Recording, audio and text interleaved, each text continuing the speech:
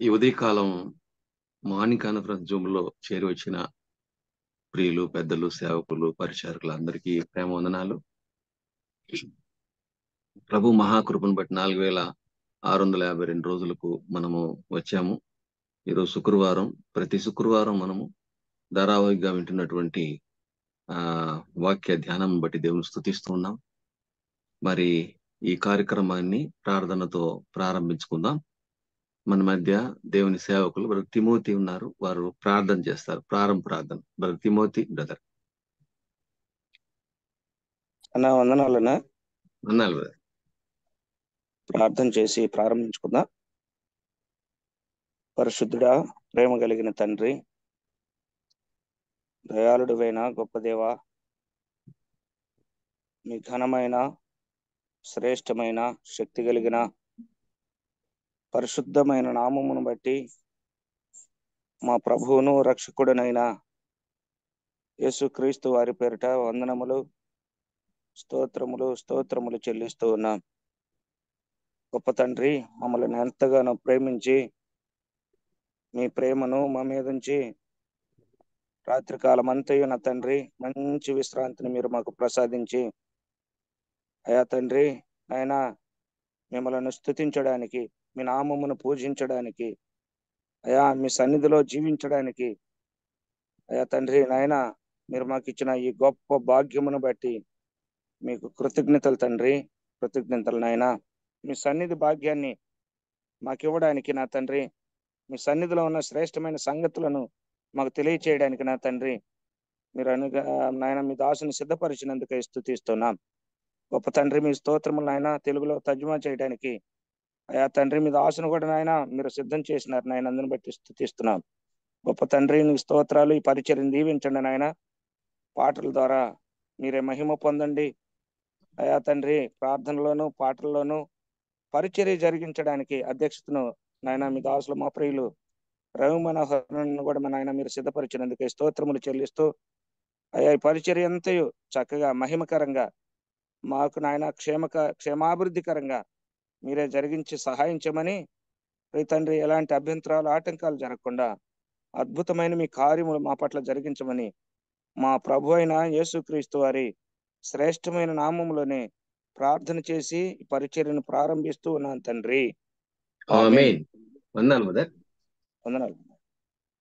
ప్రియులారా, మనం ఇప్పుడు ఒక పాట విందాం.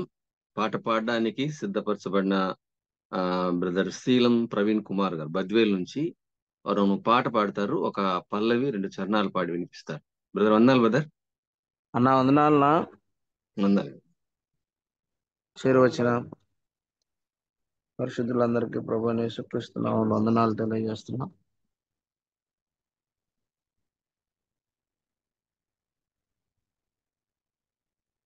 మా సర్వానిధివి నీవయ్యా, నీ సన్నిధికి వచ్చామయ్యా, బహుబలహీనులము యేసయ్యా, మమ్ము బలపరచుము యేసయ్యా. మా సర్వానిధివి నీవయ్యా, నీ సన్నిధికి వచ్చామయ్యా, బహుబలహీనులము యేసయ్యా, మమ్ము బలపరచుము యేసయ్యా. యేసయ్యా, యేసయ్యా, మా ప్రియమైన యేసయ్యా, యేసయ్యా, యేసయ్యా, మా ప్రియమైన యేసయ్యా, మా సర్వానిధివి నీవయ్యా, నీ సన్నిధికి వచ్చామయ్యా, మా రక్షకుడవు మా స్నేహితుడవు పరిశుద్ధుడవు మా యేసయ్యా, మా రక్షకుడవు మా స్నేహితుడవు పరిశుద్ధుడవు మా యేసయ్యా, పరిశుద్ధమైన నీ నామమును పరిశుద్ధమైన నీ నామమును స్తుతింపవచ్చామయ్యా, మా స్తుతులందుకో యేసయ్యా, స్తుతింపవచ్చామయ్యా, మా స్తుతులందుకో యేసయ్యా, యేసయ్యా, యేసయ్యా, మా ప్రియమైన యేసయ్యా, యేసయ్యా, యేసయ్యా, మా ప్రియమైన యేసయ్యా, మా సర్వానిధివి నీవయ్యా, నీ సన్నిధికి వచ్చాయా. చక్కని పాట పాడి వినిపించినటువంటి బ్రదర్ ప్రవీణ్ కుమార్ కు ప్రేమవందనాలు. ఇప్పుడు మనము దేవుని వాక్యాన్ని విందాం. బ్రదర్ జోయల్ అబ్రహాం గారు షార్జా నుండి మనకు వాక్యం అందించడానికి ఇంగ్లీష్ లో వాక్యం అందించడానికి సిద్ధంగా ఉన్నారు. దాన్ని మరి ఆ మెసేజ్ ని ట్రాన్స్లేట్ చేయడానికి బ్రదర్ కేజీ రూపస్ గారు హైదరాబాద్ నుంచి సిద్ధంగా ఉన్నారు. ఇరువురిని మనము వాక్యము అందించడం వినడానికి ముందు వాక్యం కొరకు బ్రదర్ పాల్ శ్రీరామ్ అంకుల్ ప్రార్థన చేస్తారు. వందనాలు, అందరికీ వందనాలు. ప్రార్థన. ఓకే. ప్రేంగాలైన జీవంగల మా తల్లి, మీ పాదాలకు స్తుతులు స్తోత్రాలు చెల్లిస్తున్నారు. అయినా దినదినము దైవనే ప్రభు లోకంలోకి వెళ్ళకముందు మేము ముఖ దర్శనం చేసుకుని మీ పాద సన్నిధిలో మీరు చేసిన మేళ్ళు, మా విన్నపములు, మా విజ్ఞప్తులు నాయన తండ్రి మీ పాదాల దగ్గర జ్ఞాపకం చేసుకునే భాగ్యం ఇచ్చిన స్తోత్రాలు చెల్లిస్తున్నాం. ఆత్మతో నింపి ప్రభావ మీ దయగల మాటలు అందించుండగా మాకు తినగల చెవి గ్రహింపగల హృదయం అనుగ్రహించండి. నెట్ ద్వారా కరెంటు ద్వారా ఏ తొందర లేకుండా ధారాళంగా మీ మాటలు యూట్యూబ్ మీకు పూజపడి మీ దాసుని ఆత్మతో నింపిన ప్రభు తండ్రి మీ దయగల మాటలు అందించుండగా ఈ నిడిచిపెట్టి వారంగా వాక్యానుసారంగా జీవించేది మాకు నేర్పించమని చేరొచ్చిన వీళ్ళందరినీ బట్టి స్తోత్రాలు మా రక్షకుడు మా విమోచకుడు సజీవుడైన శ్రేష్టమైన నామమున ప్రార్థించి వేడుకుంటున్నాం తండ్రి. ఆమేన్. వందనాలు. పిల్లారా, ఇప్పుడు మనం దేవుని వాక్యాన్ని విందాం. దైవ సేవకులు బ్రదర్ జోయల్ అబ్రహాం గారు షార్జా నుండి మనకు ఇంగ్లీష్ లో వాక్యం అందిస్తారు. దాన్ని ట్రాన్స్లేట్ చేయడానికి బ్రదర్ కేజే రూఫస్ గారు హైదరాబాద్ నుంచి సిద్ధంగా ఉన్నారు. వారికి ఈ సమయాన్ని అప్పగిస్తున్నాను. బ్రదర్ వందాలు బ్రదర్ ఇద్దరికి. Warm greetings to all in the precious name of our Lord and Savior Jesus Christ, and good morning to everybody. అందరికీ ఉదయకాలపు శుభాలు తెలియజేస్తున్నాను. అలాగే ప్రభువును రక్షకుడైనటువంటి యేసు ప్రభు వారి శ్రేష్టమైనటువంటి నామంలో మీకందరికీ నాకు శుభాభివందనాలు తెలియజేస్తున్నాను. Thank you for the brethren who could be able to lead with prayer and a beautiful song of praise. చక్కటి దేవుణ్ణి కీర్తన చేస్తూ పాడినటువంటి సహోదరులను బట్టి ఈ యొక్క వాక్యం కొరకు ప్రార్థించిన సహోదరులను బట్టి నేను ఎంతగానో దేవుని స్తుతిస్తున్నాను. As we are, by the grace of God, we are continuing the study of the glory of God in the context of resurrection. దేవుని యొక్క మహాకృపను బట్టి మనము దేవుని యొక్క మహిమను ఆయన యొక్క పునరుత్థానపు దృక్కోణంలో మనం చూస్తున్నాము. We were concentrating and we are studying the book of Corinthians. We have come to the last chapter, focusing on Apostle Paul's primary teaching on the doctrine of resurrection. మనము కొరింథీయులకు రాసిన మొదటి పత్రిక చివరి అధ్యాయానికి మనం వచ్చాం. ఏ విధంగా పౌలు పునరుత్థానాన్ని గురించినటువంటి వివరణ ఎలాగ ఇచ్చాడో వాటిని గురించి మనం ధ్యానిస్తూ వస్తున్నాం. Chapter 15, we have just covered three main parts actually. 15వ అధ్యాయంలో 3 ముఖ్యమైనటువంటి భాగాలని మనం ఇంతవరకు ముగించాము. As we see, Apostle Paul is concentrating on chapter 15, First, he's presenting the historical argument. Secondly, the logical argument. Thirdly, the theological argument. మొట్టమొదటిగా పౌలు ఈ యొక్క 15వ అధ్యాయంలో చారిత్రాత్మకమైనటువంటి ఆధారాలు చూపుతూ వచ్చాడు. దాని తర్వాత ఆయన ఆ, ఆ, సిద్ధాంతపరమైనటువంటి ఆయనకు ఆధారాలన్నీ కూడా చూపుతూ వచ్చాడు. Theological. వేదాంతపరమైనటువంటి ఆ యొక్క రుజువులను కూడా పౌలు చూపిస్తూ వచ్చాడు. From verse 1 to 11 is historical, 12 to 19 is logical, and from 20 onwards, if you see, till the last part, he is talking about the theological aspect up to verse 34. మనం చూస్తే మొదటి నుంచి 11 వచనాలు ఆయన తర్కంతో కూడినటువంటి ఒక వాదన చేస్తూ వచ్చాడు. 12 నుంచి 19 వరకు ఆయన ఆ, వేదాంతపరమైనటువంటి ఆ యొక్క అంశాలను లేవనెత్తాడు. దాని తర్వాత 20 అధ్యాయం నుంచి ఆయన ఆ, ఆ, 34. ఆయన 34. 34 వరకు ఆయన అందించినటువంటి వాక్యము ఆయన యొక్క అనుభవంలోంచి మాట్లాడినటువంటి మాటలు. So, in theological aspect, I would like to capture your attention with two important words.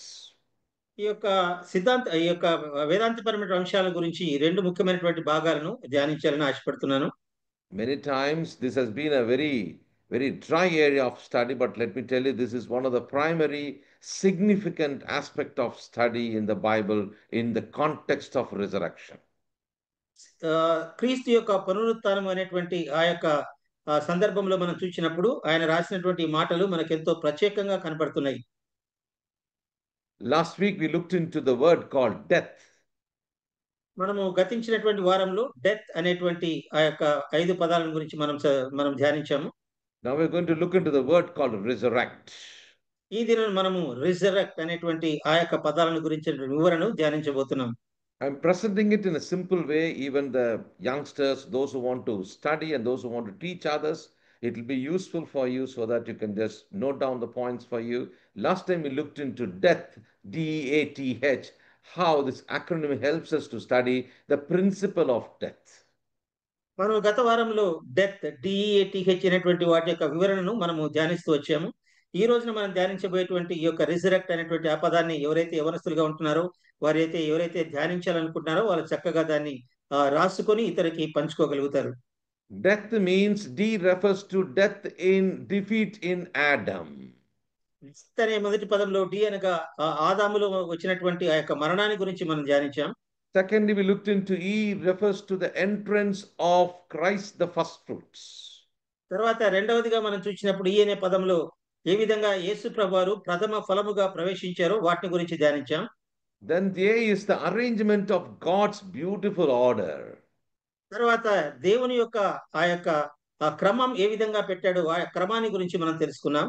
Then we saw in verse 24 how this is going to be transfer the kingdom of God, the transfer of the kingdom to God the Father.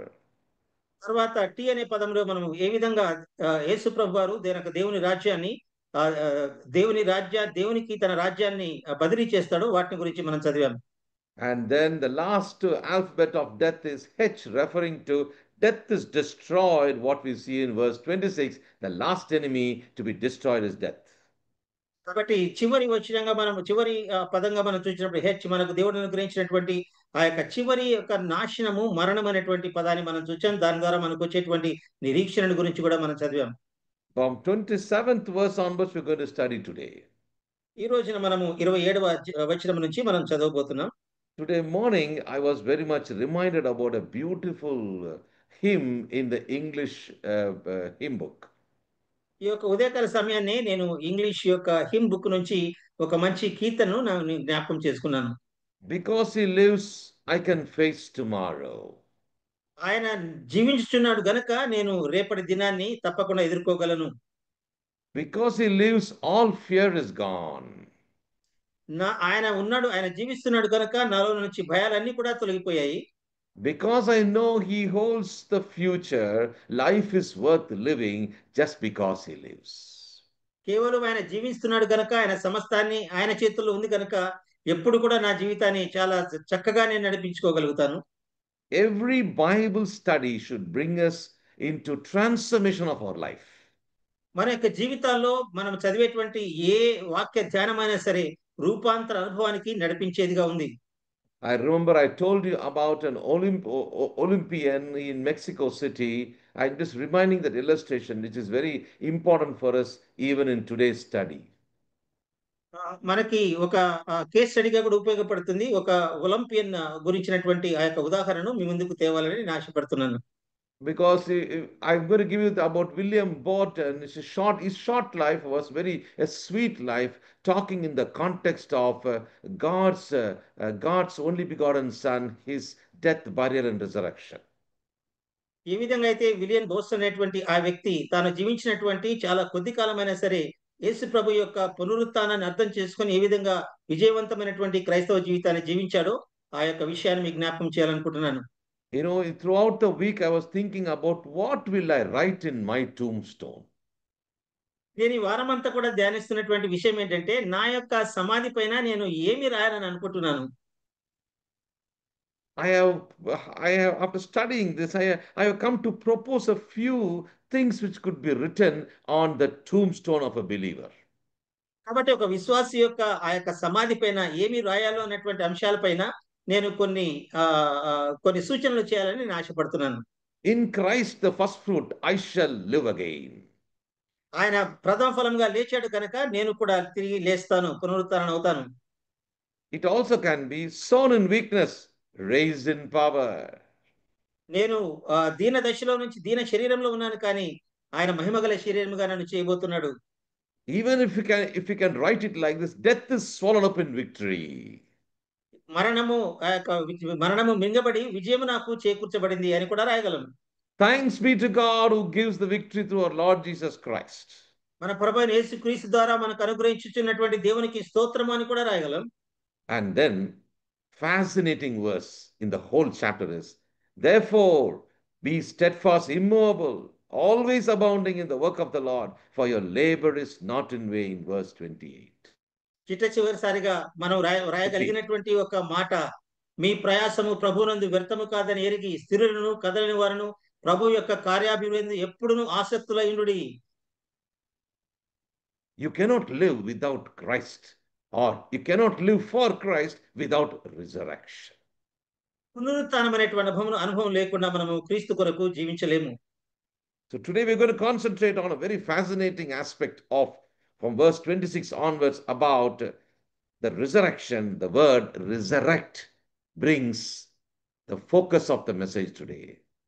ఈ దినమున మనం ధ్యానించబోయేటువంటి 27వ వచనం నుంచి ఆ యొక్క మాటలన్నీ కూడా resurrect అనేటువంటి ఆ యొక్క పదాల నుంచి తీసుకోబడినటువంటి ఆ మాటల్ని మనం ధ్యానించబోతున్నాం. 27th verse, he starts like this: he hath put all things under his feet. 27వ వచనంలో దేవుడు సమస్తమును క్రీస్తు పాదముల కింద లోపరిచించెను. Oh, my dear believers in Christ, that is starting to make us understand all things are put under him. It is manifest that he is expected, which did put all things under him, is very true. కానీ మనం ఇప్పుడు గమనించినప్పుడు సమస్తమును కూడా క్రీస్తు యొక్క పాదాల కింద ఆయన ఉంచాడు. అదెంతో సత్యము. What happened in the Garden of Eden? ఏదైనా వనంలో ఏం జరిగిందో ఒకసారి ఆలోచిస్తే Verse 22 says, on Adam all die. 22వ వచనం మనం గమనించినప్పుడు ఆదాము ద్వారా అందరికీ మరణము సంప్రాప్తమైంది.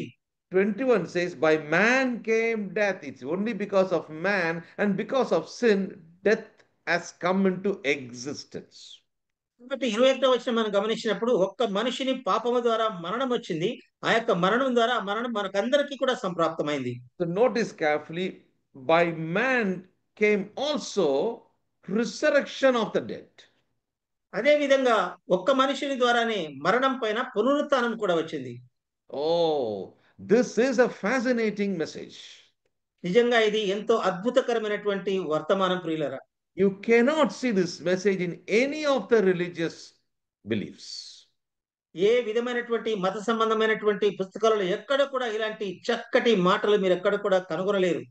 Verse 25 says, he must reign till he hath put all enemies under his feet.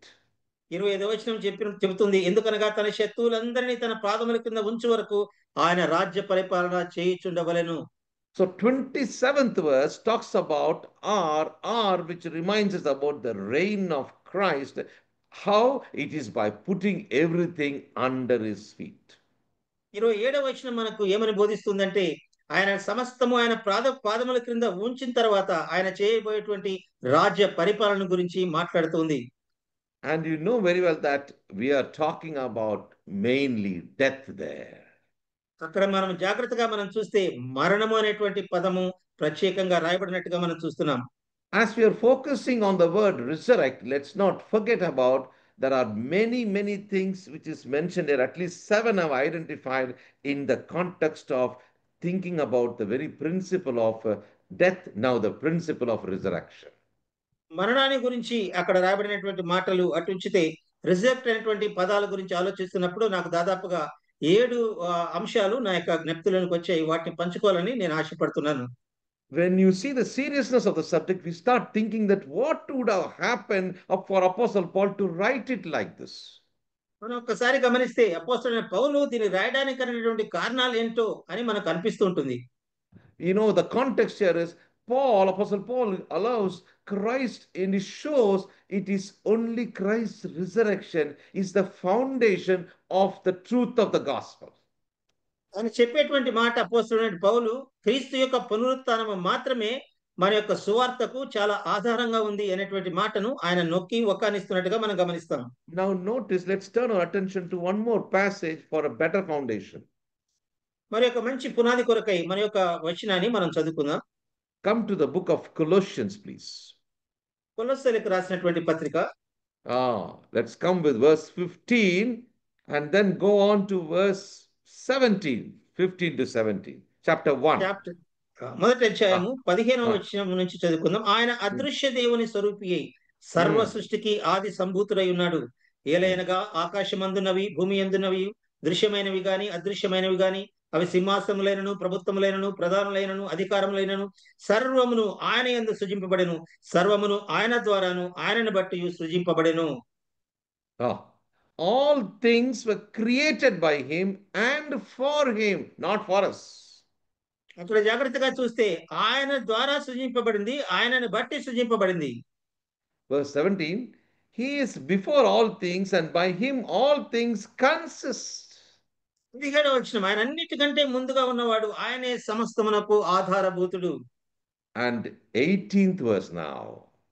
18వ వచనంలో సంఘము అనే శరీరమునకు ఆయనే శిరస్సు, ఆయనకు అన్నిటిలో ప్రాముఖ్యము కలుగు నిమిత్తము ఆయన ఆది అయి ఉండి మృతులలో నుండి లేచుటలో ఆది సంభూతుడాయను. The firstborn from the dead. ఆయన మరణాన్ని నుంచి లేచినవాడు ప్రథముడుగా ఉంటున్నాడు. What did we see in Corinthians chapter 15? కొరింథీయులకు రాసిన పత్రిక 15వ అధ్యాయంలో మనం ఏం చూచాం? Christ the first fruits. క్రీస్తు ప్రథమ ఫలముగా మనకు కనపడుతున్నాడు. First fruit reminds us about a sample and a security, which means that it is going to follow now. Only the first fruit has come, but there are fruits going to follow now. కాబట్టి ఆ యొక్క ప్రథమ ఫలము అనేటువంటి అంశాన్ని మనము జ్ఞప్తిలోకి తెచ్చుకున్నప్పుడు సమస్తము కూడా మనకు కలగబోతోంది. దానిలో నుంచి కేవలము ఒక పన మాత్రమే లేదా ఒక శాంపుల్ మాత్రమే మనకి ఇక్కడ చూపించబడుతోంది. A sample is there and a security is there in the believers, which talks about there is a hope. Not death brings no hope, but resurrection helps us to think about that hope. It is not only Jesus resurrected, but we believers will resurrect. కాబట్టి అక్కడ ఏ విధంగా చెప్పబడిందంటే క్రీస్తు ప్రథమ ఫలంగా ఏ విధంగా లేపబడ్డాడో అది మన విశ్వాసులందరికీ కూడా ఎంతో గొప్ప నిరీక్షణను కలుగజేసేదిగా ఉంది. ఏం చేతనంటే మృతులది మాత్రమే మనకు మరణమైన తర్వాత మనం గతించిపోము, కానీ క్రీస్తు పునరుత్థానం వలన మనం తిరిగి లేపబడతాము. Colossians chapter 1 verse 19. కొలస్సీయులకు రాసిన పత్రిక 1వ అధ్యాయం 19వ వచనంలో ఆయన యందు సర్వ సంపూర్ణత నివసింపబలననియు ఆయన శిలువ రక్తము చేత సంధి చేసి ఆయన ద్వారా సమస్తమును, అవి భూలోకమందున్నవైనను పరలోకమందున్నవైనను వాటన్నిటిని ఆయన ద్వారా తనతో సమాధాన పరచుకొనాలని తండ్రి అభీష్టమాయను. Now verse 23. 23వ వచనం, పునాది మీద కట్టబడిన వారై స్థిరముగా ఉండి మీరు విన్నట్టుయు ఆకాశము క్రింద ఉన్న సమస్త సృష్టికి ప్రకటింపబడినట్టుయు ఈ సువార్త వలన కలుగు నిరీక్షణ నుండి తొలగిపోక విశ్వాసమందు నిలిచి ఉండినట్లయితే అది మీకు కలుగును. It is not just hope. What hope? Hope of the gospel. ఇక్కడ జాగ్రత్త చూస్తే కేవలం నిరీక్షణ అని కాదు కానీ మనకు సువార్త వలనైనటువంటి నిరీక్షణ. Okay, now next we are going to see chapter 2. రెండవ అధ్యాయానికి మనం వచ్చినప్పుడు When you come to that last part, that middle part, verse 13, 14, 15. How it same happened? Colossians Same Colossians, yeah. Verse brother 23 Chapter 2, verse 13, 14, 15, please. రెండవ అధ్యాయము 13, 14. మీరు బాప్తిసం మందు ఆయనతో కూడా పాతి పెట్టబడిన వారై ఆయన మృతుల్లో నుండి లేపిన దేవుని ప్రభావం మందు విశ్వసించడం ద్వారా ఆయనతో కూడా లేచితిరి. మరియు అపరాధముల వలనను శరీరమందు సున్నతి పొందకపోయినట వలన మీరు మృతుల ఉండగా దేవుడు వ్రాత రూపకమైన ఆజ్ఞల వలన మన మీద రుణముగాను మనకు విరోధముగాను నుండిన పత్రమును మేకులతో సిలువకు కొట్టి దాని మీద చేవ్రాతను తుడిచివేసి మనకు అడ్డము లేకుండా దానిని ఎత్తివేసి మన అపరాధములన్నిటిని క్షమించి ఆయనతో కూడా మిమ్మల్ని జీవింపచేసెను. Notice carefully, Apostle Paul beautifully explains here, buried with him in baptism is a very important concept. You're going to see the contrary of this, what is being wrongly taught among the Corinthians there. Apostle Paul is correcting it there in the book of Corinthians chapter 15. ఇక్కడ పౌలు ఆ యొక్క పునరుత్థానం ద్వారా దాని యొక్క ప్రాముఖ్యతను గురించి రాసినటువంటి ఆ మాటను మనం చూసినప్పుడు మీరు ఆయనతో కూడా పాతి పెట్టబడ్డారు, తర్వాత ఆయన పునరుత్థానం ద్వారా లేపబడ్డారు. కానీ ఇదే విషయాన్ని ఏ విధంగా వారు భిన్నముగా బోధించారో కొరింథీ సంఘంలో దాన్ని కూడా మనం గమనించగలం. If you notice carefully that he is talking about how this happened. He quickened us together, having forgiven you all trespasses, blotting out the handwriting of ordinance. ఇక్కడ 15వ వచనం మనం చూస్తే దేవుడు రాతరూపకమైన ఆజ్ఞల వలన మన మీద రుణముగాను మనకు విరోధముగాను ఉండిన పత్రమును మేకులతో సిలువ కొట్టి దాని మీద చేవ్రాతను తుడిచివేశాడు. Then he says, nailing it to the cross. మేకులతో మన యొక్క పాపముల యొక్క ఆ యొక్క పత్రాన్ని సిలువకు కొట్టినట్టుగా మనం ఇక్కడ చదువుతున్నాం. Finally, what is the outcome of all these things? వీటన్నిటి వల్ల వచ్చేటువంటి కలిగినటువంటి ఆ ఫలితం ఏంటని మనం చూసినప్పుడు Triumph over them. మనకు జయము కలిగింది, మనల్ని జీవింప చేశాడు, విజయోత్సాహంతో పట్టి తెచ్చి బహాటముగా వేడుక కనపరిచాడని మనం చూస్తున్నాం. So this is the classic passage of the doctrine of resurrection taught here, which is there it is emphasized, but here it is taught. But the one word we have to keep in mind is impartation of resurrected life of Christ in a believer. కాబట్టి క్రీస్తు యొక్క పునరుత్థానము విశ్వాసులకు ఏ విధంగా ఆపాదించబడి వారు కూడా పునరుత్థానవుతారో ఆ విషయాన్ని కేవలము ఇక్కడ మాత్రమే ఒక కీలకమైనటువంటి భాగంగా వ్రాయబడి ఉంది. You are dead in your sins. మీరు పాపముల చేత మరణించారు. Verse 13, you are quickened together with him. మీరు ఆయనతో కూడా పాతి పెట్టబడి తిరిగి ఆయనతో కూడా మృతుల నుండి లేచారు అనేటువంటి మాట చూస్తున్నాం. Verse 12 is telling, 12వ వచనంలో buried with him in baptism, you are also risen with him through the faith of the operation of God who had raised him from the dead. మీరు బాప్తిసమందు ఆయనతో కూడా పాతి పెట్టబడిన వారై ఆయనను మృతుల్లో నుండి లేపిన దేవుని ప్రభావమందు విశ్వసించుట ద్వారా ఆయనతో కూడా లేపబడితిరి. So because he lives, I can face tomorrow. ఆయన జీవిస్తున్నాడు కనుక రేపటి దినాన్ని నేను ఎదుర్కోగలను. So the number one thing for us in 1 Corinthians chapter 15 verse 27 talks about all things were under his feet. మనము చూసిన విధంగా కొరింథీయులకు రాసిన మొదటి పత్రిక 15వ అధ్యాయం 27వ వచనంలో సమస్తమును కూడా ఆయన పాదముల క్రింద దేవుడు ఉంచాడు. Now we come to 28th verse. 28వ వచనాన్ని చదువుకుందాం. మరియు సమస్తమును ఆయనకు లోపరచబడినప్పుడు దేవుడు సర్వములో సర్వముకు నిమిత్తము కుమారుడు తనకు సమస్తమును లోపరిచిన దేవునికి తానే లోబడును. Here he talks about the end goal of life. జీవితం యొక్క అంతిమ లక్ష్యాన్ని గురించి ఇక్కడ మాట్లాడుతున్నాడు. He's telling son himself be subject under him, that all things put under that God may be all in all. Notice that. ఇక్కడ జాగ్రత్తగా మనం చూస్తే దేవుడు సర్వములో సర్వమగు నిమిత్తము కుమారుడు కూడా తనకు సమస్తము లోపరిచిన దేవునికి లోబడును అనేటువంటి మాట మనం చూస్తున్నాం. There are 7 Greek expressions given in this passage. ఈ యొక్క వాక్య భాగంలో 7 గ్రీకు భాషలో రాయబడినటువంటి అంశాలు ఉన్నాయి. To put under is one expression in the Greek Bible, very important expression. చాలా ప్రాముఖ్యమైనటువంటి ఆ యొక్క వ్యాఖ్యానము ఆ యొక్క గ్రీకు భాషలో రాయబడి ఉంది. Why? Because I'm just going to just give a comparison for you. Come back to the book of Genesis. మనం ఒకసారి ఆది కాండంలోకి వచ్చి దాన్ని గమనిద్దాం. Notice very carefully in chapter 2, 2వ అధ్యాయాన్ని జాగ్రత్తగా గమనించండి. all was given to man. సమస్తమును కూడా ఆ యొక్క నరునికి ఇవ్వబడింది. Chapter 2, verse 15. 15వ వచనం మనం చూసినప్పుడు, మరియు దేవుడైన యెహోవా నరుని తీసుకొని ఏదైనా తోటను సేద్యపరచుటకు దాని కాచుటకు దానిలో ఉంచెను. You see that? To dress it and to keep it. That is what failed in the Garden of Eden. ఆ యొక్క ఏదైనా తోటలో దేవుడు చేసినటువంటి పనిని మనం చూసినప్పుడు, ఏదైనా తోటను సేద్యపరచుటకు దానిని నరునికి అప్పగించినటువంటి ఆ సందర్భాన్ని చూస్తున్నాం. In chapter 3, when they come to the fall of man, he was again talking about in verse 4, the serpent said unto woman, you shall not surely die. కానీ 3వ అధ్యాయానికి మనం వచ్చినప్పుడు వారు ఏ విధంగా పడిపోయారో ఆ సందర్భాన్ని చూసినప్పుడు సర్పము చెప్పినటువంటి మాట, మీరు ఈ ఫలము తిన్నప్పుడు మీరు చావనే చావరు. So notice the difference between a moral death and a spiritual death. కాబట్టి జాగ్రత్తగా గమనించండి, మామూలుగా చనిపోవటము లేదా ఆత్మీయంగా చనిపోవటం అనేటువంటి అంశాల వ్యత్యాసాన్ని గమనించండి. What did God say? కానీ దేవుడు ఏం చెప్పాడు? In chapter 2, verse 17, what did God say? 2వ అధ్యాయం 19. Chapter 2, Genesis chapter 2, verse 17. 17వ వచనాన్ని చూస్తున్నాం. అయితే మంచి చెడ్డల తెలివినిచ్చి వృక్ష ఫలములను తినకూడదు, నీవు వాటిని తినదినమున నిశ్చయముగా చచ్చెదవని నరునికి ఆజ్ఞాపించెను. Notice carefully. He is talking about, so the spiritual and moral death occurred at once when they sinned. ఎప్పుడైతే పాపం చేస్తారో మీరు ఆత్మీయంగా మరణిస్తారనేటువంటి ఖచ్చితమైన మాట దేవుడు చెప్పినట్టుగా చూస్తున్నాం.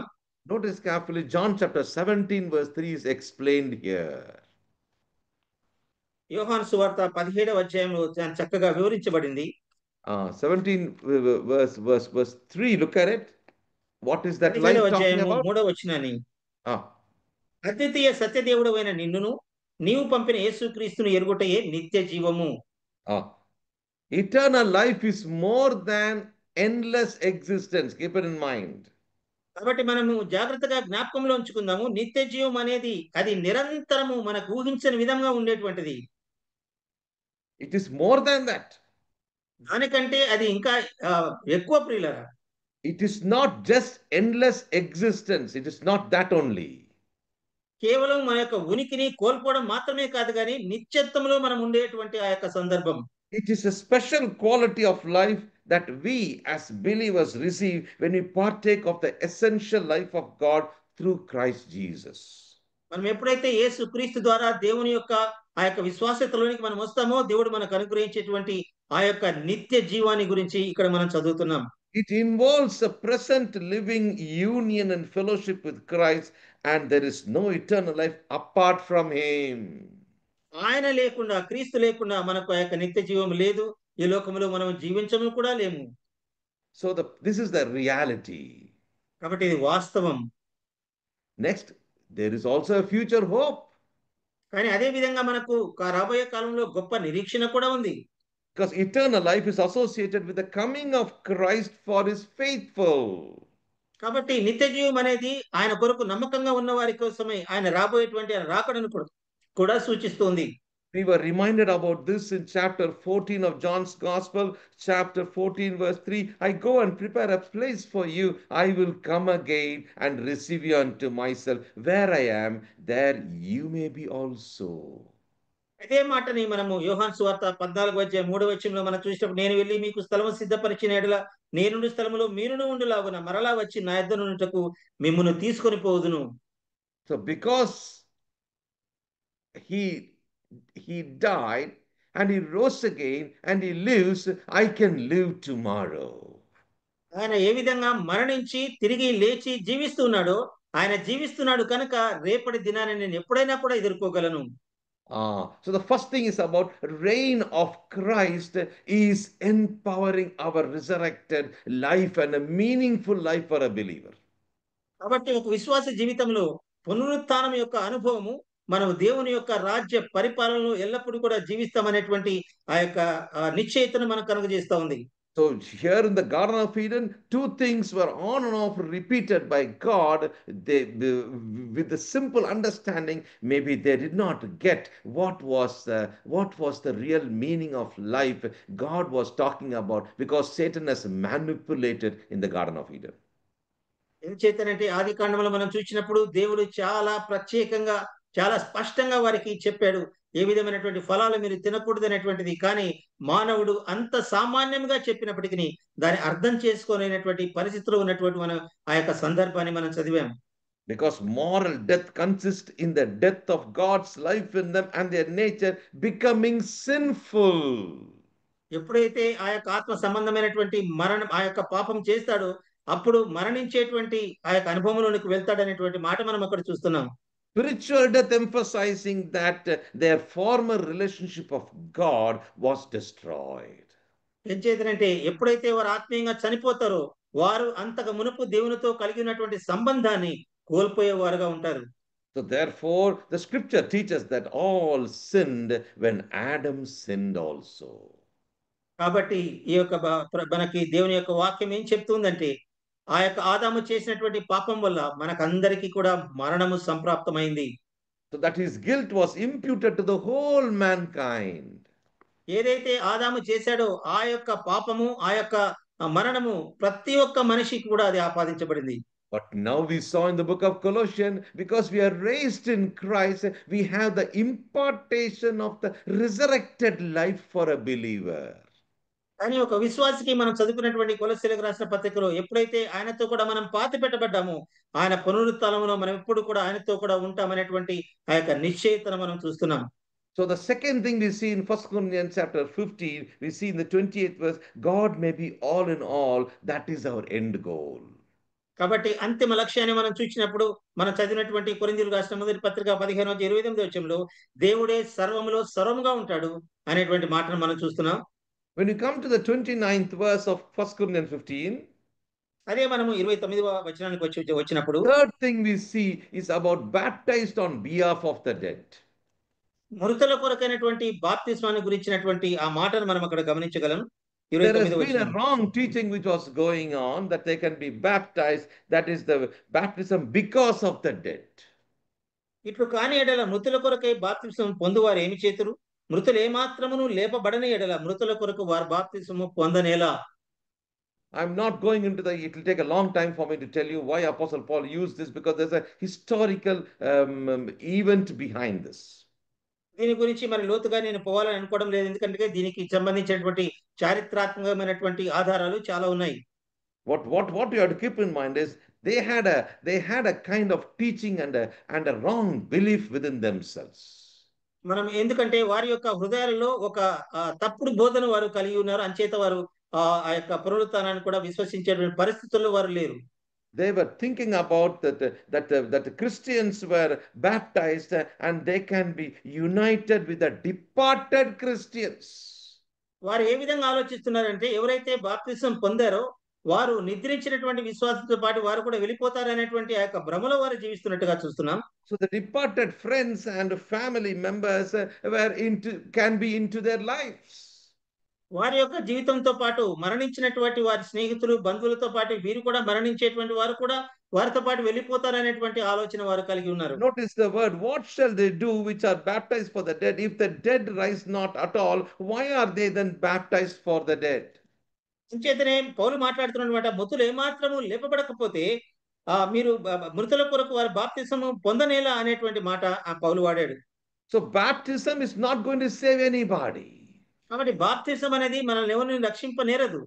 But believing on the Lord Jesus Christ helps us understand about our professing life, because we possess Him. ఎంచేతనంటే ఎప్పుడైతే మనము యేసు క్రీస్తునందు విశ్వాసం ఉంచుతామో అప్పుడే రక్షించబడతాము, ఆయనను కలిగి ఉంటాము. Possess matters before we profess Him. ఎప్పుడైతే ఆయనను కలిగి ఉంటామో ఆయనను గురించి మనము ప్రకటించేవారుగా ఉంటాం. So here it's talking about, the context is whatever could be the practice, it only made sense if resurrection was real. కాబట్టి అక్కడ సందర్భాన్ని మనం చూసినప్పుడు వారు ఏ విధమైనటువంటి తప్పుడు ఆలోచన కలిగినా కూడా పౌలు ఉద్ఘాటించేటువంటి విషయం ఏంటంటే ఆయన పునరుత్థానం ద్వారా మాత్రమే మనము తిరిగా జీవించబోతున్నాము. So first we saw in verse 20, Christ has raised because he lives. Paul says, talking about our daily life, we can face tomorrow because without resurrection, life is empty, life is not worth living. కాబట్టి పౌలు చెప్పేటువంటి మాటలో మనం గ్రహించాల్సిన విషయం ఏంటంటే, క్రీస్తు యొక్క పునరుత్థానం లేకుండా మనం యొక్క అనుదిన జీవితంలో మనం ఏమాత్రము కూడా చక్కటి జీవితాన్ని మనం జీవించలేము. He talks about the end goal, which is helping us to understand that a completion of our course and the starting of our life, because the resurrection is fixing our goal on God's glory. కాబట్టి ఈ యొక్క క్రీస్తు యొక్క పునరుత్థానము మనము దేవుని యొక్క మహిమను, ఆ యొక్క మహిమలోనికి వెళ్ళేటువంటి ఆ యొక్క నిశ్చయమైనటువంటి ఆ యొక్క దృక్పథాన్ని మనకు కలుగజేస్తా ఉంది. Third thing we saw now is a substitution which is on behalf, which talks about, reminds us about resurrection, does not mean about, and it brings a lot of meaning only when there is sacrifices done towards it. కాబట్టి పునరుత్థానంలో మూడో భాగంగా మనం గమనించినప్పుడు దానికి ఉన్నటువంటి ప్రత్యామ్నాయాలు ఏమీ కూడా లేవు, కానీ ఆయన పునరుత్థానం ద్వారా మాత్రమే మనము చక్కటి జీవితాన్ని జీవించగలుగుతాము. Every act of love matters because Christ lives, and our every act of sacrifice becomes meaningful because he lives. ఆయన జీవిస్తున్నాడు కనుక మనం అర్పించేటువంటి బలులు మన యొక్క అవన్నీ కూడా ఆయన అంగీకరించేవాడుగా కనపడుతున్నాడు. Next, we are going to look into the next verse. Why stand we in jeopardy every hour? Verse 30. 30వ వచనం మనం గమనించినప్పుడు, మరియు మేము గడియ గడియకు ప్రాణభయముతో నుండనేలా. Why are we in danger every hour? Is that true? ప్రతిసారి కూడా మనము ఎందుకు అపాయమైనటువంటి పరిస్థితుల్లో ఉంటున్నాం, అది నిజమేనా? Apostle Paul has been watching the Corinthian believers. కొరింథీలో ఉన్నటువంటి విశ్వాసులను చాలా జాగ్రత్తగా సున్నితంగా పౌలు పరిశీలిస్తున్నాడు. Apostle Paul is constantly telling that the risk is not there because the proof of resurrection is in our faith life. కాబట్టి పౌలు చెప్పేటువంటి మాట, క్రీస్తు యొక్క పునరుత్థానం అది సత్యమైంది కనుక మనము మాటి మాటికి ఆ యొక్క భయముతో ఉండవలసినటువంటి అవసరము లేదని. Unashamedly you may suffer for the Lord, no problem. ఎలాంటి సిగ్గుపరిచినటువంటి అనుభవంతో మనం ఎలాంటి శ్రమలైనా క్రీస్తు కొరకు అనుభవించేటువంటి పరిస్థితికి మనం వస్తాం. Whenever we go through sufferings for the gospel's sake, keep this in mind. Resurrection is helping us to understand one thing. It empowers us to suffer courageously for Christ. కాబట్టి క్రీస్తు యొక్క సువార్త కొరకు ఎప్పుడైనా మనం శ్రమలను అనుభవించవలసినటువంటి పరిస్థితి మనకు ఎదురైతే మనం జ్ఞాపకం ఉంచుకోవాల్సింది, ఆయన యొక్క పునరుత్థాన శక్తి ద్వారా మనం అన్నిటినీ ధైర్యంగా ఎదుర్కొనేటువంటి వారంగా మనం ఉంటాం.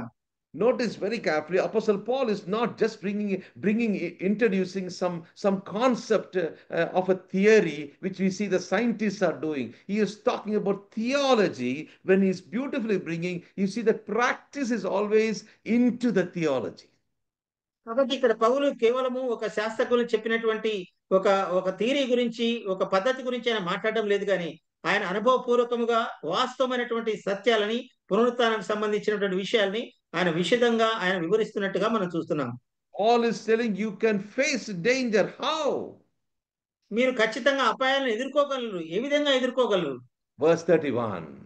31వ వచనం. సహోదరులారా, మన ప్రభువైన క్రీస్తు యేసునందు మిమ్మును గురించిన నాకు కలిగిన అతిశయము తోడు నేను దినదినము చనిపోవచ్చున్నాను అని చెప్పుదును. దినదినము, notice very carefully, I die daily. పౌలు చెప్తున్న మాట, నేను దినదినము కూడా చనిపోతున్నాను. There is rejoicing if you are in Christ Jesus, because, see, notice very carefully, rejoicing is linked with daily dying. మనము దినదినము చనిపోయేటువంటి ఆ సందర్భాన్ని గురించి మనం అదే సమయంలో ఆనందించగలమనేటువంటి ఆ సందర్భాన్ని కూడా పౌలు కలిపి వ్రాస్తున్నాడు. Keep one thing in mind, Paul lived as if death was always near him.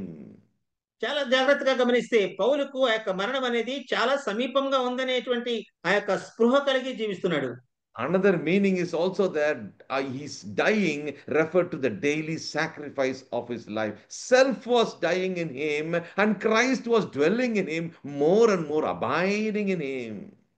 కాబట్టి ఈ యొక్క సందర్భము దినదినము తను చనిపోతున్నాడు అనేటువంటి ఆ యొక్క మాట ఇంకొక అర్థాన్ని కూడా తనకిస్తుంది. ఏంటంటే ఆయన యొక్క ఆత్మీయ జీవితంలో తనను తాను నూతన పరుచుకుంటూ క్రీస్తు కొరకైనటువంటి నూతన జీవితాన్ని జీవించడంలో అనుదినము చనిపోతున్నాడు అనేటువంటి మాటను వ్యక్తపరుస్తున్నాడు. This word resurrect is a key word for us. కాబట్టి ఈ యొక్క పునరుత్థానము అనేటువంటిది చాలా కీలకమైనటువంటి పదంగా మనకు కనపడుతుంది. or refers to the reign of Christ in my life. కాబట్టి అనేటువంటి ఆ పదానికి క్రీస్తు యొక్క రాజ్య పరిపాలన గురించి మాట్లాడుతుంది. He reminds us about the end goal, that is, God may be all in my life. కాబట్టి ఆ యొక్క ఈ అనే పదానికి ఎండ్ గోల్ అంటే చివరికి దేవుడే సమస్తంలో సమస్తంగా ఉంటాడు. అదే మన Yes. అంతిమ లక్ష్యంగా కనపడుతుంది. S talks about substitution on behalf of what? On baptized on behalf of the dead. Whatever could be the practice, it becomes so true when resurrection is real. కాబట్టి ఎప్పుడైతే పునరుత్థానము నిజమైంది, వాస్తవమైంది మనం నమ్ముతామో, మన యొక్క జీవితాలు కూడా అదే ప్రత్యామ్నాయమైనటువంటి క్రీస్తు యొక్క జీవితాన్ని కలిగిన వారంగా మనం ఈ లోకంలో జీవించగలుగుతాం. That talks about the unashamed suffering for a believer because we are not in danger anymore. కాబట్టి యు అనేటువంటి పదం మనం గమనించినప్పుడు మనం ఏ విధమైనటువంటి సిగ్గుపరచనటువంటి ఆ యొక్క శ్రమలలో మనము వెళ్ళేటువంటి ఆ యొక్క ఆనందకరమైనటువంటి ఆ యొక్క భాగ్యాన్ని మనము మన యొక్క జీవితంలో కలిగి ఉంటాం. When you say you are in Christ Jesus, don't forget Christ, the first fruit, has gone, and the sample and the security follows. కాబట్టి నువ్వు క్రీస్తునందు విశ్వాసం ఉంచిన వాడవైతే యేసు ప్రభువారు ఏ విధంగా ప్రథమ ఫలంగా లేచారో నీ విషయంలో కూడా అది గొప్ప నిరీక్షణ నీకు ఇచ్చేదిగా ఉంది. Oh, let's examine and see that, oh God, do I die to myself, my ambition, my pride, my sin, because Christ is living in me. He has become greater and greater. He has resurrected. కాబట్టి క్రీస్తు పునరుత్థానం చెందాడు కాబట్టి మనల్ని మనం ఆలోచించుకున్నప్పుడు, ప్రభా నేను దినదినము చనిపోతున్నానా, నీకు సమీపముగా జీవిస్తున్నానా, నేను ఒక విజయవంతమైన క్రైస్తవ జీవితాన్ని జీవిస్తున్నాను అనేటువంటి ప్రశ్నలు మనలో మనం వేసుకోవాల్సి ఉంది. Oh, let me just paint this picture for you from John's Gospel. యోహాను సువార్తలో నుంచి ఒకటి వ్యక్తీకరించబడినటువంటి ఆ యొక్క రూపకల్పన చిత్రీకరణ మనం చూడగలం. యోహాను సువార్త నుంచి very significant picture in John's Gospel, chapter 11. యోహాను సువార్త 11వ అధ్యాయంలో ఎంతో ప్రాముఖ్యమైనటువంటి ఒక సుందరమైన మధురమైనటువంటి మాట మనం చూడగలుగుతాం. Notice carefully verse 43. 43వ వచనం మనం చూసినప్పుడు Lazarus come forth. ఆయన అలాగూ చెప్పి లాజరు బయటికి రమ్మని బిగ్గరగా చెప్పగా. Verse 44. 44. చనిపోయిన వాడు కాళ్ళు చేతులు ప్రేత వస్త్రములతో కట్టబడిన వాడై వెలుపలికి వచ్చెను. అతనికి రుమాలు కట్టబడి ఉండెను. అతని అంతట యేసు మీరు అతని కట్లు విప్పి పోనీయడని వారితో చెప్పాను. Notice very carefully. After 43rd verse, 44th verse is very important. 43వ వచనం తర్వాత 44వ వచనం చాలా ప్రాముఖ్యమైనది. How does it start? ఏ విధంగా అది ప్రారంభించబడిందంటే, he that was dead came forth, but how did he come forth? చనిపోయిన వాడు బయటికి వెలుపలికి వచ్చాడు, కానీ ఎలా వచ్చాడు అనేటువంటి మాటలు అక్కడ రాయబడ్డాయి. His resurrected life was not significant there. ఇక్కడ ఆయన యొక్క పునరుత్థానము చెంది బయటికి వచ్చిన విధానము అంత ప్రత్యేకంగా కనిపించడం లేదు. There was a binding and there were grave clothes. తనకు కొన్ని కట్టుబాట్లు ఉన్నట్టుగా మనం చూస్తాం. ఆయన కాళ్ళు చేతులు ప్రేత వస్త్రములతో కట్టబడి బయటికి వచ్చాడు. Oh, Jesus said, no, not possible. He cannot come like that. అందుకని యేసు ప్రభువారు అంటారు, ఈ విధంగా బయటికి రావడానికి అది ఆయన ఒప్పుకోవడం లేదు, కానీ అవన్నీ తీసేయమైనటువంటి మాటల తర్వాత వచ్చిన మనం చూస్తాం. The reality of resurrected life is not that. కాబట్టి పునరుత్థానం యొక్క నిజమైనటువంటి జీవితము అది కాదు. He was still bound. ఎందుకంటే లాజరు ఇంకా ఆ యొక్క ప్రేత వస్త్రములతోనే ఉన్నాడు. He was bound by religiosity, ritualistic views. మత సంబంధమైనటువంటి ఆచారాలు, కట్టుబాట్లు, వీటితో ఉన్నటువంటి ఆ యొక్క బయటకు వచ్చిన పునరుత్థానాన్ని మనం చూస్తున్నాం. Loose him and let him go. అందువల్ల ప్రభు చెప్పిన మాట, మీరు తన కట్లి విప్పి పోనీయుడి. Where he went? ఆయన ఎక్కడికి వెళ్ళాడు లాజరు? Oh, now notice chapter 12. ఇప్పుడు 12వ అధ్యాయంలోకి మనం వచ్చినప్పుడు verse 1. Where was he now? ఇక్కడ ఎక్కడ లాజరు కనపడుతున్నాడో మనం చూసినప్పుడు 12వ అధ్యాయం మొదటి వచనంలో, అప్పుడు యేసు తాను మృతుల్లో నుండి లేపిన లాజరు ఉన్న బేతనియకు పస్కా పండుగకు 6 దినముల ముందుగా వచ్చెను. అక్కడ వారు ఆయనకు విందు చేసిరి. లాజరు ఆయనతో కూడా భోజనము కూర్చున్న వారిలో ఒకడు. How does the verse present him now? లాజరును గురించినటువంటి ఆ యొక్క ప్రస్తావన ఏ విధంగా వ్యక్తీకరించబడిందో మనం చూసినప్పుడు Lazarus, which had been dead, whom he raised from the dead. You see the word, how it is given? అక్కడ ఎంత చక్కగా రాశానంటే మృతులలో నుంచి లేపిన లాజరు అక్కడ కనపడుతున్నాడు మనకి. ఆ మృతుల్లో నుంచి వచ్చిన లాజరు ఎక్కడ ఉన్నాడు అనేటువంటి మాట కూడా మనం చదివాము. A resurrected life could sit for communion only. కాబట్టి పునరుత్థానం అనుభవం కలిగినటువంటి ప్రతి వ్యక్తి కూడా ఆయనతో భోజనము చేస్తాడు అనేటువంటి అంశాన్ని గమనిద్దాం. Oh, a bondage life cannot sit in freedom with a free life. కాబట్టి ఒక బంధకములో ఉన్నటువంటి వ్యక్తి అంత పూర్తిగా స్వేచ్ఛగా ఆయనతో కూడా కూర్చుండలేడు. My dear believers in God, this is a fascinating news.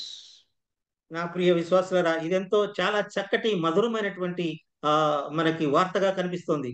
Lazarus was resurrected, and he had a resurrected life within him, having to have fellowship and communion with the Savior and the Lord of his life seated here.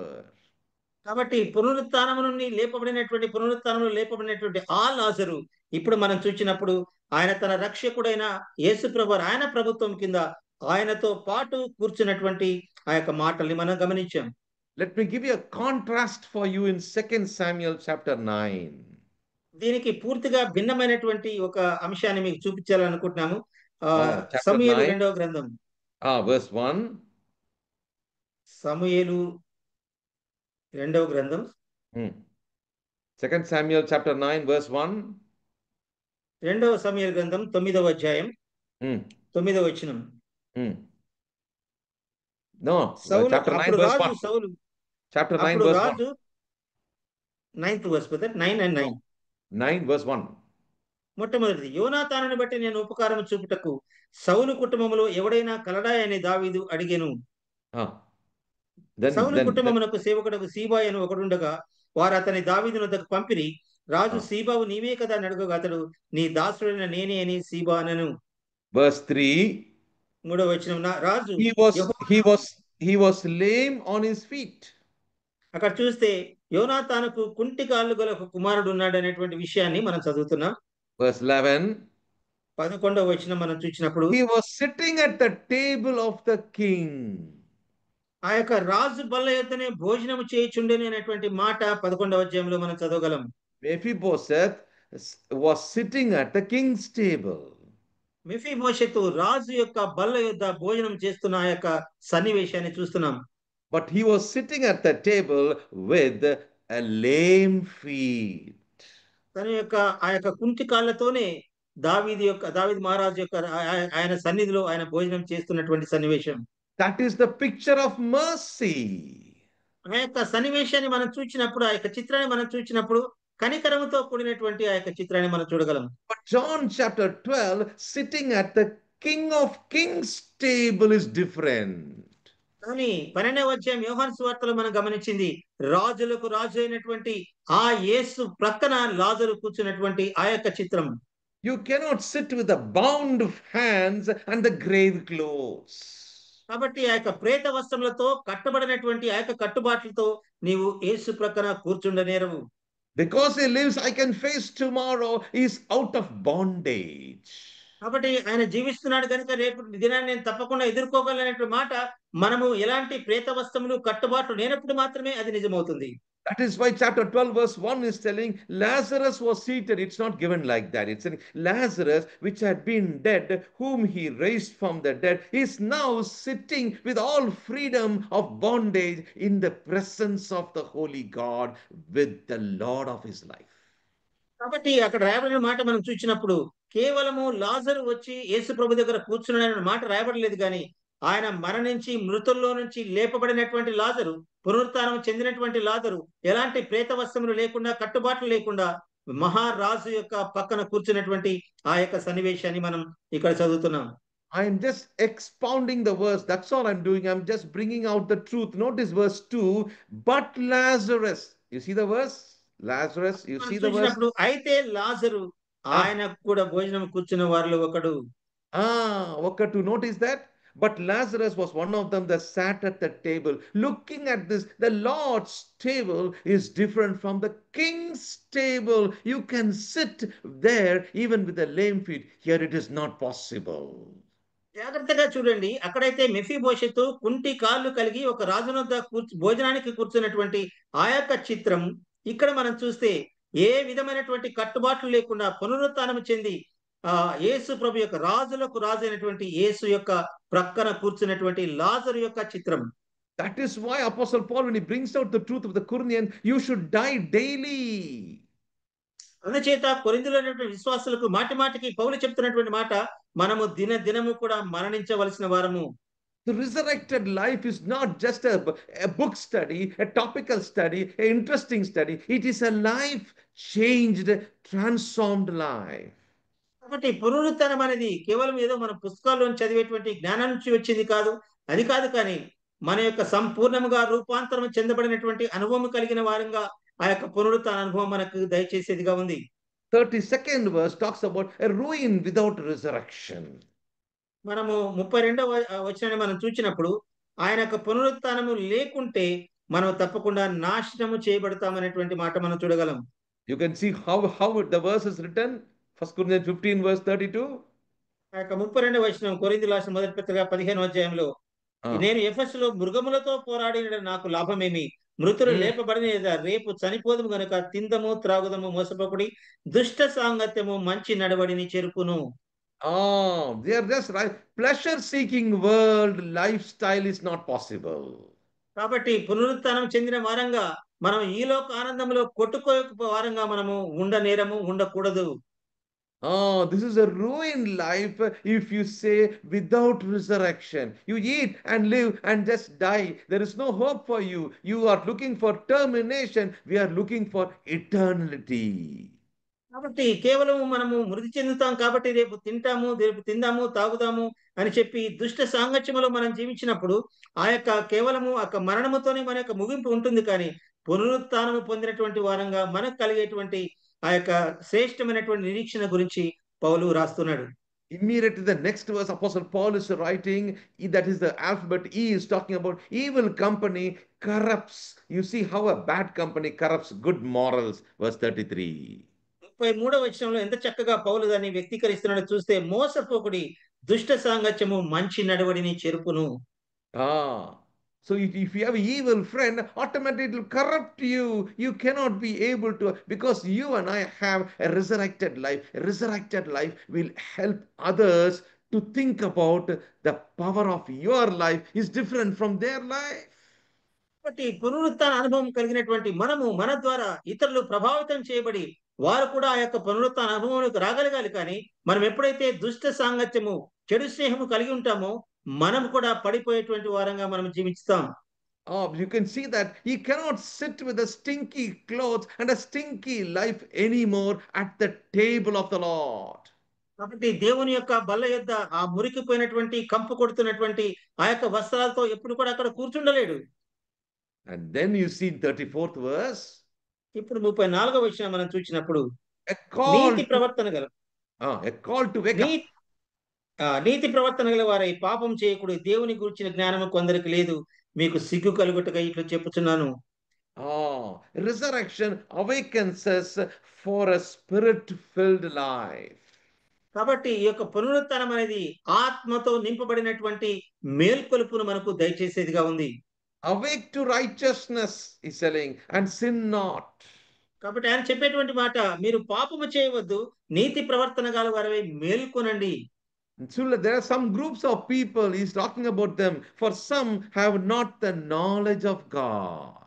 ఆయన కొంతమంది గుంపుతో మాట్లాడుతున్నారు, మీలో దేవుని గురించిన జ్ఞానము కొందరికి లేదు అని పౌలు చెప్తున్నటువంటి మాట. So Romans chapter 1 and 2 talks about if you don't have the knowledge of God, you are going to waste your life. కాబట్టి రోమీయులకు రాసిన పత్రిక మొదటి మనం చూసినప్పుడు ఎప్పుడైతే దేవుని జ్ఞానం మీకు లేదో మీరు నశించేవారుగా మీరు ఉంటారనేటువంటి మాట మనం చూస్తాం. That means, in other words, he's talking about John chapter 17 verse 3. కాబట్టి ఈ యొక్క విషయాన్ని మనం చూసినప్పుడు యోహాను సువార్త 17వ అధ్యాయం 3వ వచనాన్ని దానికి సంబంధించిందిగా మనం చూడగలం. What is eternal life? నిత్య జీవం అంటే ఏంటో మనం అక్కడ చూచాం. It is to know him. ఆయనను ఎరిగి ఉండటం అద్వితీయ సత్యదేవుని ఆయన పంపిన యేసుక్రీస్తుని ఎరుగుటయే నిత్య జీవం. There are some people who don't know him.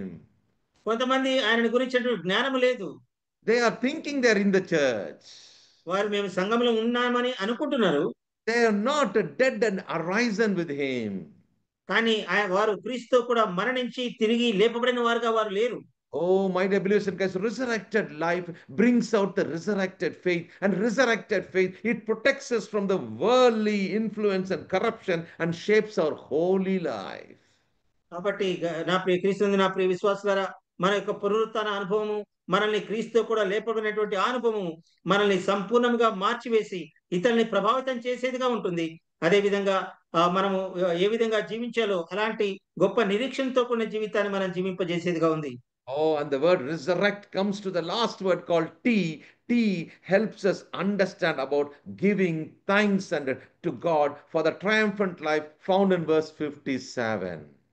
కాబట్టి చివరి వచనమైనటువంటి రిజల్ట్ లో టీ అనే పదాన్ని మనం చూసినప్పుడు 57వ వచనంలో రాయబడిన విధంగా ఏ విధంగా మనము విజయోత్సాహంతో మనం జీవించగలుగుతామో ఆ మాటను గురించి మనం చదువుతున్నాం. ఆయనను మన ప్రభువైన యేసుక్రీస్తు మూలముగా మనకు జయం అనుగ్రహించుచున్న దేవునికి స్తోత్రము కలుగును గాక.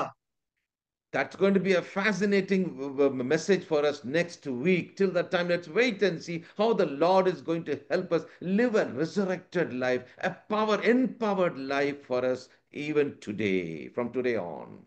కాబట్టి ఈ దినము నుంచి లేదా ఈ దినాల్లో కూడా మనం ఏ విధంగా విజయవంతమైనటువంటి క్రైస్తవ జీవితాన్ని జీవించగలమో వచ్చే వారంలో మనం ప్రభు సమయాన్ని అనుగ్రహించడం మనం ధ్యానిస్తాం. కాబట్టి ఇక్కడ మనం చూసినాం చివరి వచనంగా టీ అనేది ట్రయంఫ్ అనేటి మనం విజయంతో కూడినటువంటి క్రైస్తవ జీవితాన్ని పునరుత్థానం ద్వారా కలిగి ఉంటాం. Or reminds us about the reign of Christ.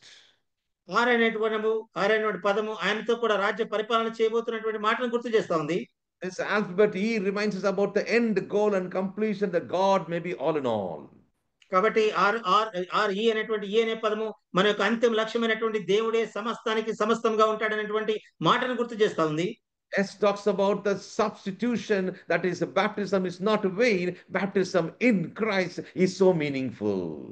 అదే విధంగా 3వ వచనం ఎస్ అనే పదం మనం చూసినప్పుడు ఏ విధమైన ప్రత్యామ్నాయం దేవుడు మనకు అనుగ్రహించాడో బాప్తిసం మూలంగా మనము క్రీస్తులో పునరుత్థానం ఏ విధంగా అయ్యామను దాని ద్వారా వచ్చే శక్తిని గురించి మనం ధ్యానించాం.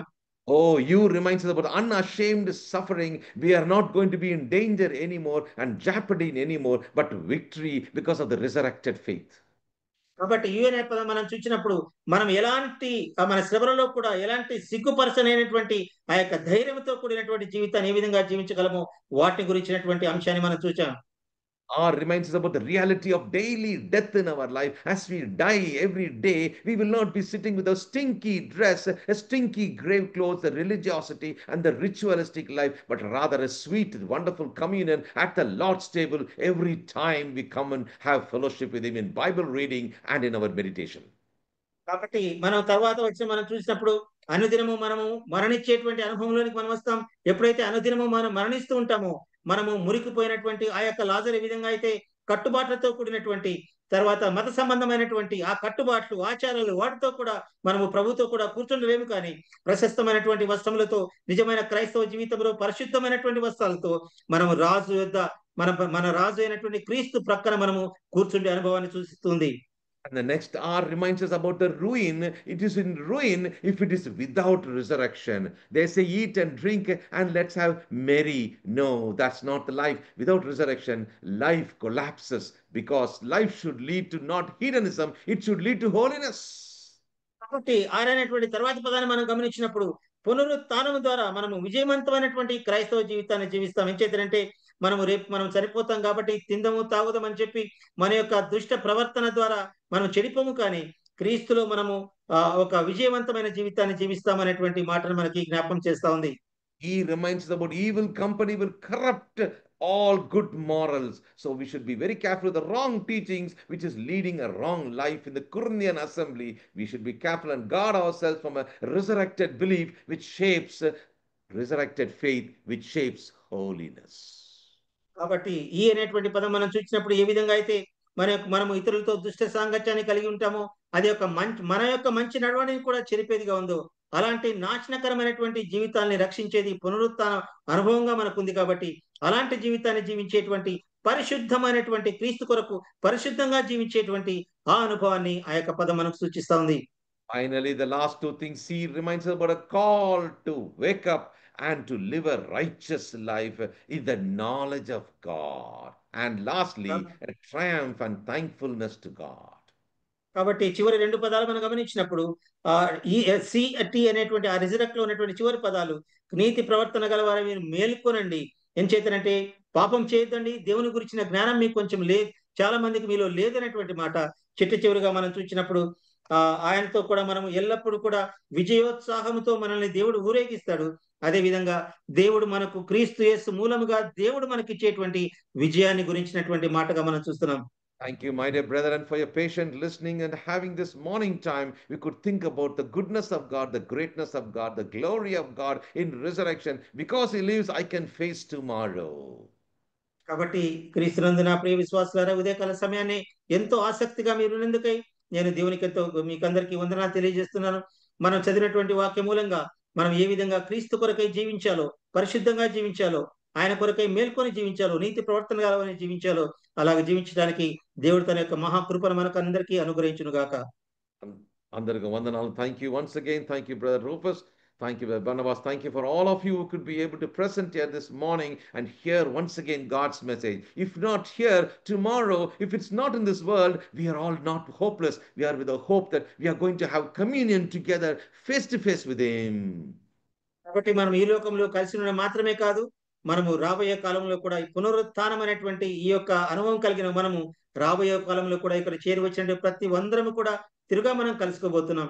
ఈ సమయంలో మీరు చేరి వచ్చినటువంటి ప్రతి ఒక్కరికి నా వందనాలు తెలియజేస్తున్నాను. ప్రత్యేకంగా బ్రదర్ బర్నబాస్ గారికి నా యొక్క హృదయపూర్వక వందనాలు తెలియజేస్తున్నాను.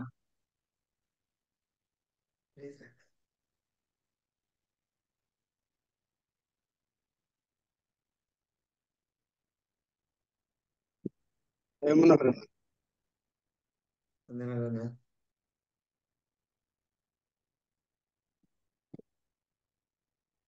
ఎవరైనా అన్మిట్ అవ్వండి.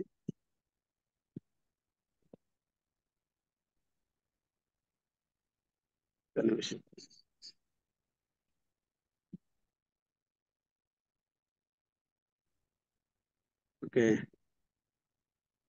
రవి మనోహర్ అన్న అన్మిట్ అయ్యేది కొంచెం లేట్ అయింది.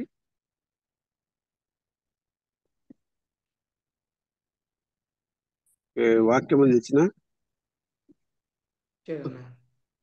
వచ్చారా? ఓకే, వీళ్ళరా మనము మార్నింగ్ కాన్ఫరెన్స్ 4652 రోజులు దేవుని వాక్యాన్ని నిచ్చిన అబ్రహాం గారు ట్రాన్స్లేట్ చేసిన బ్రదర్ రూపస్ గారికి వందనాలు. ప్రార్థన చేసిన వారు, పాట పాడిన వారిని దేవుని స్తుతిస్తూ ఉన్నాం. మరి ఈ కూడికను నడిపించడానికి, అధ్యక్షత వహించడానికి నాకు అవకాశం ఇచ్చిన బ్రదర్ బర్నబాస్ గారికి ఈ కూడిక సమయాన్ని అప్పగిస్తున్నాను. వారి కొన్ని ప్రకటనలు చేసి కూడికను ముగిస్తారు. క్లోజింగ్ ప్రేయర్ చేయలేదు. ప్రార్థన పెద్దలు బ్రదర్ దేవదానం గారు ముగింపు ప్రార్థన చేస్తారు. ప్రార్థన చేసుకుందాం. కృపామయుడు అయిన పరిశుద్ధుడు అయిన మా దేవ, మీ పవిత్రమైన ఘనమైన నామమునకు వందనాలు, స్తుతులు, స్తోత్రాలు చెల్లిస్తున్నాను. ఆయన 4652వ దినమున మీ పిల్లలమైన మమ్మల్ని అందరినీ మీ పాసన్నికి ఉదయకాలం చేర్చి మీ కృపలతో నింపబట్టడానికి కృప చూపిన విధానాన్ని బట్టి వందనాలు. మరి ఈ దినమున మరి మీ దాసులు జోయల్ అబ్రహం గారిని, అలాగే ట్రాన్స్లేట్ చేసిన రూఫస్ గారిని చక్కగా వాడుకొని మరి ఫస్ట్ కొరింథీ మరి గ్రంథము నుండి ఆ రీతిగా కొలసీ పత్రిక నుండి అనేక సంగతులు మా ఎదుట తీసుకొచ్చిన విధానాన్ని బట్టి ఉన్నారు. ఇదని మనం చక్కగా నడిపించిన డాక్టర్ రవి మనోహర్ గారిని బట్టి వందనాలు. వారిని వారి కుటుంబాన్ని దీవించండి. అంతేకాదు నాయన, వారి ఇంట్లో మరి దుఃఖకరమైన సంగతి, దేవుని పిల్లలకు అది మంచిదే, కానీ ప్రభు తండ్రి ప్రస్తుతము శరీరంలో ఉన్నాము కాబట్టి కొంత వారి అంకులు మరణము ద్వారా ఎడబాటు కలుగు వల్ల కొంత దుఃఖంలో ఉన్న బిడ్డల కుటుంబంలో ఉన్న బిడ్డలందరినీ కనికరించి ఆదరించి బలపరిచి మనం ప్రార్థన చేస్తున్నాం. ఈ జూములో చేరిన ప్రతి కుటుంబాన్ని మీ కృపా రెక్కల నీడ కింద భద్రపరిచి సహాయం చేయమని, ఈ దినదీవులతో నింపమని, మా పనులన్నిటిలో తోడైనమని, ఎక్కడైనా కానీ జయప్రదమైన జీవితం జీవించడానికి మమ్మల్ని ఆయత్తపరచమని, ఎక్కడ కూడా లోకము మమ్మల్ని అంటకుండా ఉండినట్లు మీ కృపాక్షములతో మమ్మల్ని నింపమని మా ప్రభువును మా రక్షకుడైన యేసుక్రీస్తు పరిశుద్ధ నామమున స్తోత్రం చెల్లించి వేడుకొని ప్రార్థన చేస్తున్నాము తండ్రి. ఆమేన్. ఆమేన్. ఆమేన్. వందనాలు బ్రదర్. వందనాలు. ప్రియులారా, ఇప్పుడు ఈ సమయాన్ని దైవ సేవకులు బ్రదర్ బర్నబాస్ గారికి అందిస్తున్నాను. వారు కూడికను ముగిస్తారు.